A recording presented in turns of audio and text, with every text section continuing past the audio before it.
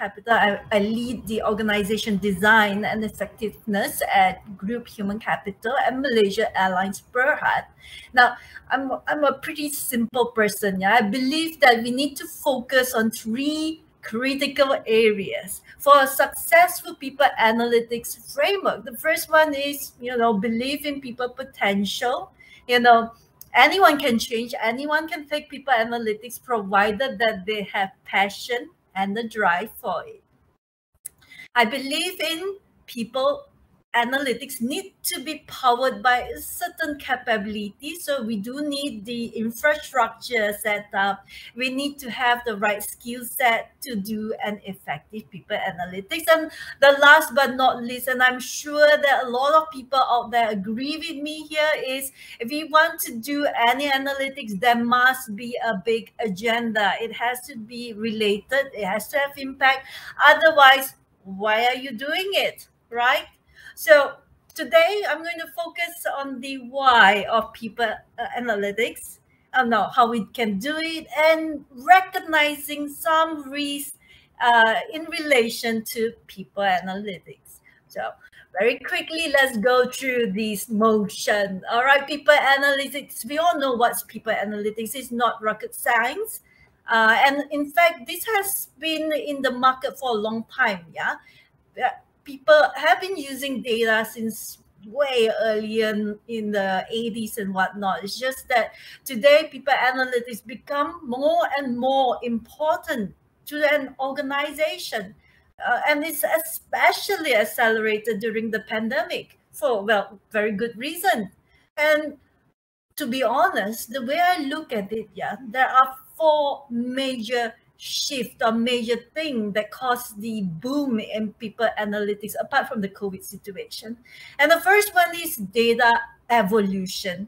Today we have we're like spoiled for choice. We have so much data. It's like, wow, you just go into Google, you get information. You want to stalk somebody, a potential employee, you just go into their LinkedIn, Facebook, as well as their social posting, and you know a lot about people, because people are more vocal today in the internet world, and so we got a lot of influx of information, and that allows us a new range of opportunities. Now, next thing here is it's kind of like you got lots of data, you got as well a lot of tools that can help you to build insights out of it. I mean, we heard of Tableau, we heard of Power BI, Data EQ and whatnot. So there are so many tools out there, Cloudera, Hadoop, it's just all over the place that, tools are out there. You just can plug and play and use whatever insight that comes out of it. It's just so enabling today. Now, the third important thing is data culture. And this is something that a lot of organizations are emphasizing, database decision, because they are seeing a lot of value in data. And now having data culture means that we are looking at everyone in the organization to be data oriented, to do informed decision based on the information that they have existing. So it's a mindset shift. It's no longer about I feel with my gut that this is the right way. No, now you have to go to a meeting and you have to prove that your gut is either right or wrong through numerical value. So very important mindset shift happening. And now the last but definitely not the least is we are living in the VUCA world. So we have an ever constant changing needs. So from the HR perspective, all these changing needs means that we want more precise and faster talent solution. So that was to sum up why people analytics become more and more critical in not just HR world, but in all level of organization. And here is something that I always tell my people, people analytics is also an evolution. Yeah, it evolved together with its user. So, and it's always based on the maturity of questions by a user. I have my own like 5 level of maturity, from the starting where, back in the old age, HR will go to a meeting, pull out this boring slide with all numbers in it. Yeah, reporting total attrition at X number of department. And in this story, I'm using attrition as a way where a question can be, transformed from the starting where it's just a total number, very operational. Then goes to a localized way where you look into a particular impact or factor that impacts attrition, like impact of attrition on overtime costs. Now, some manager will come out and say, hey, what's the impact of this attrition on overtime costs? And it's still numbers that you can pull out, kind of reporting like. Now, let's look into the expansion level. Now, don't worry about this 5 level. I actually have a slide further down the road that shares the what does all this expansion storytelling forecasting mean in detail. Now, when we go into expansion, that's when people start to ask more intelligent questions. They ask like, why do people leave? Is it because the benefit is not good enough? Is it because of managers? Is it because of love? Yes, I did have a staff who left me because of love, not because of me. But yeah, I digress. Anyway, trend analysis, diagnostic analysis starts happening. Then we can quantify why did these people in this area leave and what can we do about it. Now then, let's move on to the next stage, storytelling. And I love storytelling, because it becomes more powerful. It gives an idea. It tells what's happening next to the stakeholders.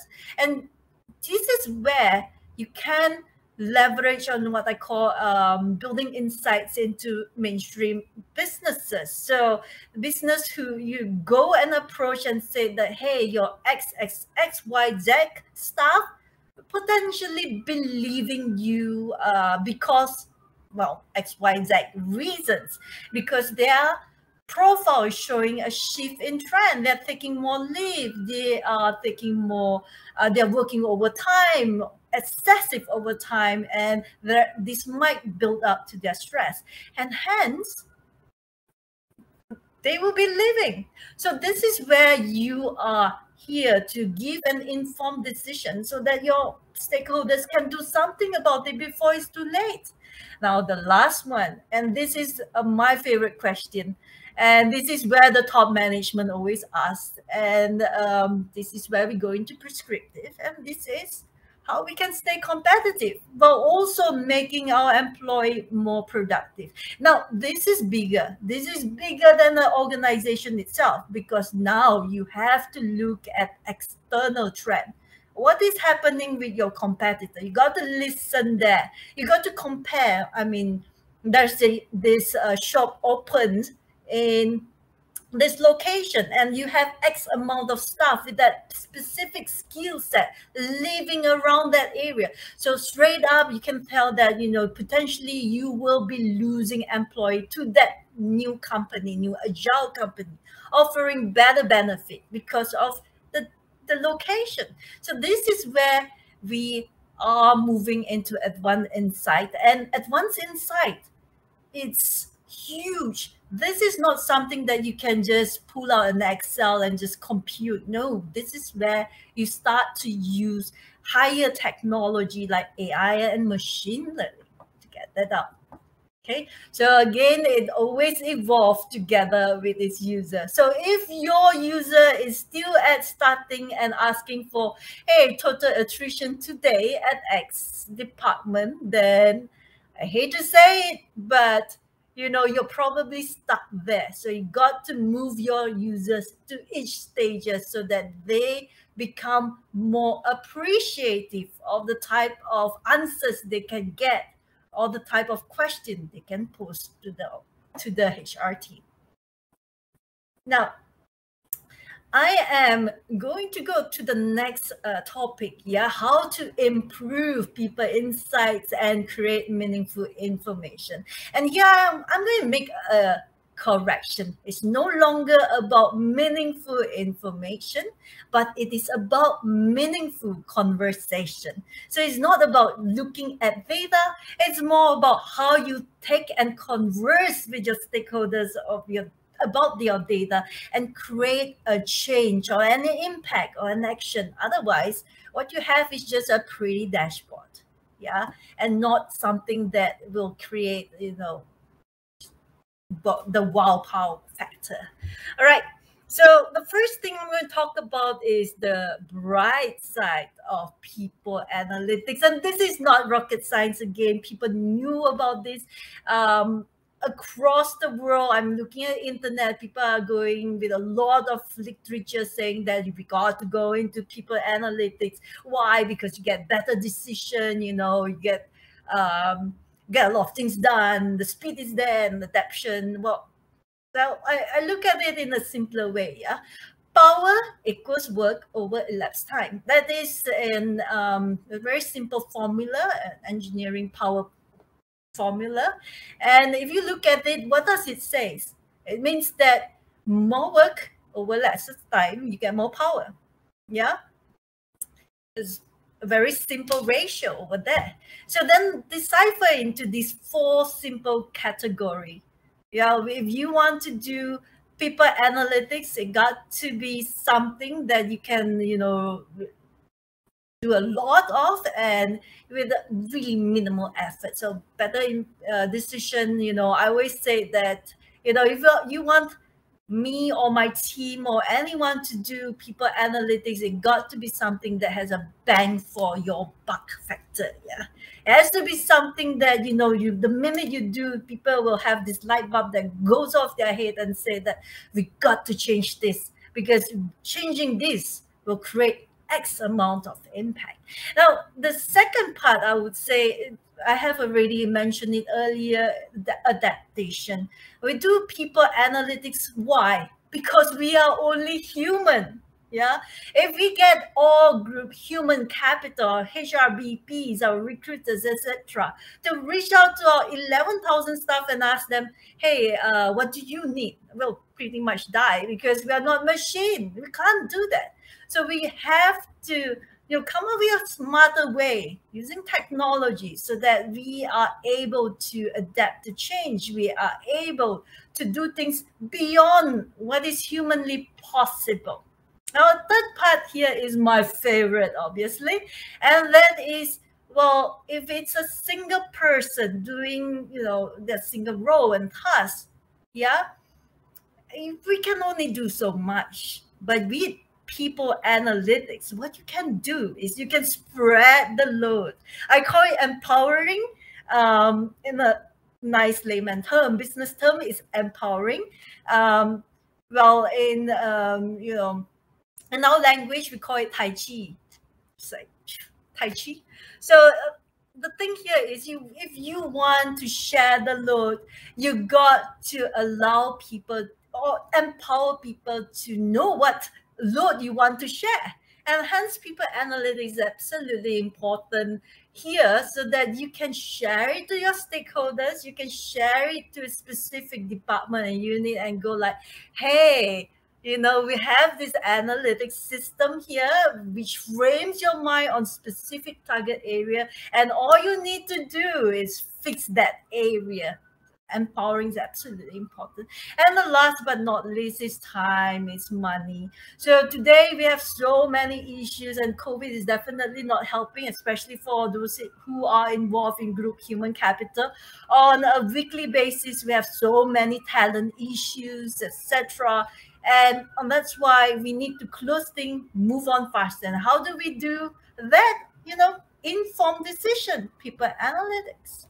Okay. Now, here's the thing, yeah. To get power in people analytics, there are many levels of influences. I categorize them into 5 levels. The first one is influencing self. What's in it for me to do people analytics? Yeah, if you have a specific role or task, right, and you want to move it out from your track, you can just build people analytics and then get people to do self-service. I have a good example. So one of my department role is to share reports to various stakeholders, non-human capital and human capital. So in the past, before all this, the reports were sent through email. What we did was we converted everything, built a dashboard on top, and run a self-service data hub where stakeholders can load their data themselves. So today we don't do the monthly email out, but rather we just give a link and say, hey, you just go and self-service, and they are happier that way. So this is good for me, good for them. Now, influencing others. Well, I just raised a good story. You build something that is good for you and good for others. There's a win-win situation going on. So they shift the way they work from receiving email to doing self-service. So the second level of influencing is absolutely important, that they are on board in your new people analytics setup. Now, the third part, or progressing, and that is influencing decision. It is really important when you come to a management meeting and you have this big idea. You want to share your big idea. You want to get the buy-in from everybody. You want a collective decision. How do you do it? You run some powerful insights and showcase that, hey, if you adjust by 5% of this, then you can get X amount of things done. I actually have a very good story to share about that at the end of the slide, but influencing decision is your level of influencing in people analytics, and most organization is at this level. And now the fourth part is influencing action. You got decision, management say yes, let's do it. But the next level is you want people, the action, the doers, to go and do it. Yeah, it has to be something. Your people analytics, your system, your insight system should get people to, when they look at the dashboard and when they look at the insight, they immediately know what to do. They immediately infer a set of actions so that you can close whatever gap you want to close. That is absolutely important. The buy-in is important. Now, the last but the most important of all influencing in people analytics is change a policy or governance. Now, for MNC company and most company, it is not easy to change any policy or governance. Yeah, for rapid change on policy and governances, you got to get a lot of stakeholders to buy in, and that is not something straightforward. So if your people analytics system is able to do that change, then wow, you are at the highest level of influence. So now I'm going to share a little bit of a story, how we do it in, building an effective people analytics. Yeah. So the way we look at it is people analytics very different from machine. Okay. People generate terabytes of information just by standing still. And what happened now is we have such diversity of information, very, very rich information from all our people. The way we think about data, it's like Lego, got lots of information about the people. So you got to structure it. So let's move to the next stage. You got a bunch of Lego mixed up. Now lay them all carefully straight up, structure the information and its relationship, then continue building on it. The most important word for today is built on it. Yeah, Rome is not built overnight. You got to build slowly, and most of the time you have to go back to your experts and say that, hey, is this correct. You got to build the human understanding into your dashboard. It's very different from machine. Machine, you put a Fourier transform, you put a filter over the noise, and it follows a preset track. But people, a single change and bam, the whole model will just have to be very agile and has to be adjusted. So this is how we did it in the 5 stages, starting right. So every time anyone wants to do any analytics, they have to have a proper governance in place. Setting up a data map, you got to know what you have. Just like this bunch of Lego blocks, you got to lay it out. Okay, I have this, etc. The second part, localized area. We start building data blueprints. So there are a lot of information, but most important thing you need to know is the useful information that is targeted to the question at hand. You don't want to take too much information, like, a silly example is, what did this guy have for breakfast or lunch? Do you need to know that? No, you don't. So you got to be very specific on the impactful information to build your localized area. Now, the third part is the iterative expansion. So this is where, if you go back to the earlier slide, and this is where the thought process, start evolving. We talk about, what's why this person leave, and there is this localized insight. There is this trend analysis that look at the profile of a person. Why are they leaving? Why? Yeah, but still very much localized. Doesn't go way off. Now, the fourth part is, democratization. You combine a lot of broad information, in-depth insights. It can be internal and external data. It could be a financial stock market data. The attrition rate could be impacted by the fact that the ringgit is really weak right now, etc. People who are staying in this location, they are not earning enough, cannot survive on that kind of salary, etc. So those are the information that needs to be uplifted. All right.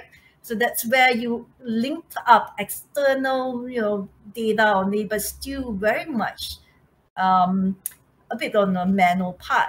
Now, on the fifth part, deep thinking AI technology. So this is this is like beyond just predicting. This is forecasting. It is about how the machine can come back to you and say that, hey, look at this area, this location, this X investor is going to come in, and then you will need to look at the happiness level of this pool of employees, etc., etc. So yeah, that is where you see AI, deep thinking technology, machine learning start being more useful. Now, I have a good story to share about AI technology. I know a lot of people were going like, yes, we got to be on AI, we got to do deep thinking, then we got deep learning and machine learning and all that. But the problem is, sometimes the stakeholders who you are presenting to do not know AI or machine learning. So if your presentation or your insight is too bombastic, you kind of lost them. So that's the thing. We have to look at the maturity of our organization and stakeholders before we even go into that level of AI technology. You can, of course, take out the insight, but your stakeholder needs to know the risks on picking out some technology or some modeling that they themselves are not clear about. Okay? Now, let's go to the dark side of people analytics. I really love like this blog by Tom Hack, The Psychology of People Analytics. You see, the thing is, any analytics has biases, because a person who built the analytics, it's a person, and well, we are not machines, so we always have bias. Now, Tom came out with 15 different biases or issue that can deter a people analytics success, right? And I'm highlighting just 4 of my top favorite. The first one is, of course, you can, Google later on the psychology of people analytics and read all about it. It's a really fun read. The first one in red is algorithm aversion. Yeah, people tends to judge human judgment over algorithm, and that's true, especially when it comes to people who deal with people. Yeah, so they will go like, how true is your model? And then they were like, no, my gut feeling felt that there is something going on. And most of the time they are right, because humans are so complex that, we do need human judgment in order to gauge a situation, and algorithm is just part of it. It helps frame, focus the situation, but it cannot overtake the gut feeling. We still need gut feeling. But of course, if you get gut feeling that can be translated into algorithm, that's a plus point in getting things done. Authority bias. That's my next favorite. People tend to believe that HR is the expert when it comes to people analytics. Yeah, and that's not really true. We deal a lot with people. We do know, some data about that people, etc. But it is actually those who deal with specific areas of people who knew more about their own people. So there is something called authority bias happening. So we have to shift the mindset that HR is understand the people, but they are not the experts. So then here, right, what makes our people analytics successful is we don't just rely on data. We actually go down to the ground, talk with our stakeholders, verify the hypothesis that happens that we see from our dashboard. And I have a good story to share about this. So when we were doing a people profiling based on their learning appetite, yeah, and then this particular guy, he has, when in our survey, he put in like he's excited about learning. You can actually feel the passion for learning off from the form, yeah. But when we look at the data, we see that he have not joined any of our 40 over live events or online learning. So what we did was, rather than pointing out that, hey, you don't walk the talk, we went down and asked him. Turned out that he was super excited about learning. I mean, he's just a non-executive. So what he does is he drove all the way to his friend's house and sat next to his friend to watch the recording or to participate during the live events. So data may not share the full story of what's happening. Now, the next red flag is fallacy of a single cause. We are human. There are many factors that cause a decision, and something that, something changed. So many contributing factors. But when it comes to analytics, right, sometimes the analysts would tend to look into one single cause because the alternative is rather painful. So that we tend to, over focus on a single parameter because other parameters may not be available or we do not have access to it. And last but not least is generalizing one personal experience. People are unique against each other. We always talk about profiling people, etc. But do note that a lot of people differ from each other. So, sometimes we tend to use our personal experience and just generalize it. And I have an example.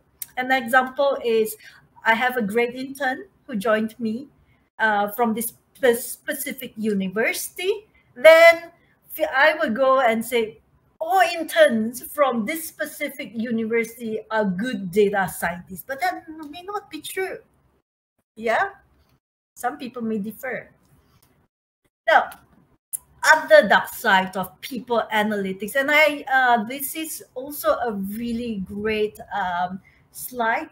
This great report from this report on the 2021, the dark side of people analytics, reviewing the perils for organization and employee from Europe Information System, what you call it, paper. Okay, and I took that really good read paper and just summarized in this pretty infographic. And I am just going to focus on my favorite pink one, which is misdirected action. Like I mentioned, the bias can cause us to, misdirect our, suggestion because of our bias. Illusion of control, because a lot of people felt that, people analytics, I have the power to influence decision, and that is an illusion of control, because sometimes you do not have the power. It seems like you have it, but you only have one part of it. Now, the third part, again, the pink one, limits access to alternative perspective, and this is a particularly dangerous, because when I built my dashboard, people look at the dashboard, they trust me as the data analyst or the data person who frame their eye into the specific area. But my problem could be that I do not know the situation, the full situation at hand, and I might be limiting their perspective because they become too over reliant on that specific analytics. Okay. Have a screen again, so No should be video, perfect time. It's one of those days. Wow. But don't worry, we are actually at the last slide. The true story, a true story that happens just recently, April. Now, as we all know, in Malaysia Airlines for 2 years, there are very little volume of travelers for, obvious reason. COVID, that's right. Damn COVID. So then what happened here is, for 2 years, or almost 2 years, we did not hire anybody. There was a recruitment freeze. Now, when people are traveling again, what happened is, when you release the freeze, what we have was what I call a tsunami of requisition. Bam! My recruiters literally staying overnight, day in, day out, 24/7, trying to close requisition, because the tsunami of requisition just hit us, and it hit us fast and hard. Now, what happened here is, the recruiters team, they were hitting every nail. They were trying to close as fast as possible.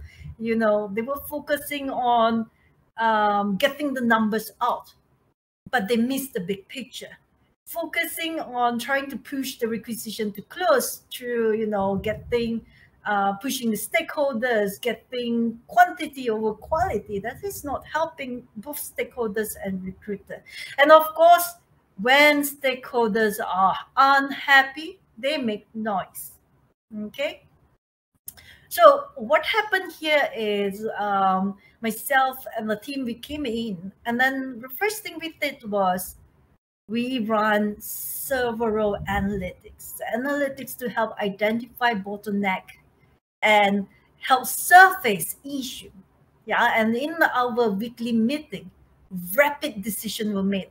Okay, data shows that having this specific step is not non-value added. It added 5 extra days, no value at all. Let's remove it. Straight up, people look at the data and say, yes, let's remove it.